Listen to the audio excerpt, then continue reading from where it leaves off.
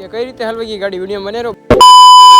તો કેમ છો મિત્રો, બધા મજામાં છો? હું પણ મજામાં છું. તમને બધાને મારા તરફથી પહેલાં તો જય શ્રી રામ, અને બધાને મારા તરફથી નવા વર્ષના રામ રામ મિત્રો.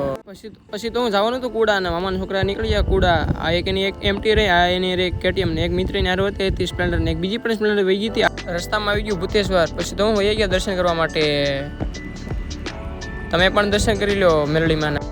પછી તો પહોંચ્યા હતા કુડા, અને પહેલાં તો નાસ્તાની બાકા ચીકી બોલાવી, બટેટા ભૂંગળા ને ખમણ ને આ ભાઈ સંદેન પહેલાં ચાલુ કરી દીધું. આવો કાંક નજારો હતો ભાઈ કુડાનો.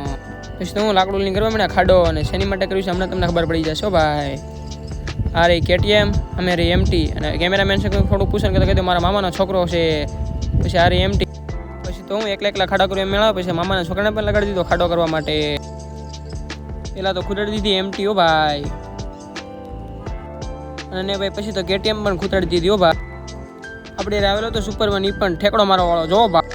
કેમ કે ભાઈ ગારા નામની વસ્તુ આપણે નહોતી, બૂટ હતા આપણે હાથમાં, એક આપણે 4 જણા જાય. પછી તો હરત ફૂરડા થઈને ગયા હતા ટાપુ ઉપર. ટાપુ ઉપર આવ્યું પાણી, એટલે ભાગવું પડ્યું દોડા દોડ. ખાડામાં નાખી હતી એમટી. પછી કાઢતા હતા તો આવું કાંક થયું જો.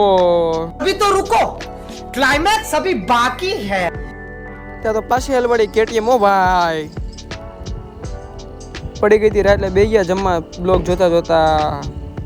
અરે થોડાક ભાત પણ દાબ્યા હો ભાઈ. તો બસ આ બ્લોગ આપણે અહીંયા કરશું. મસ્ત મસ્ત નવા બ્લોગમાં. Tata bye bye.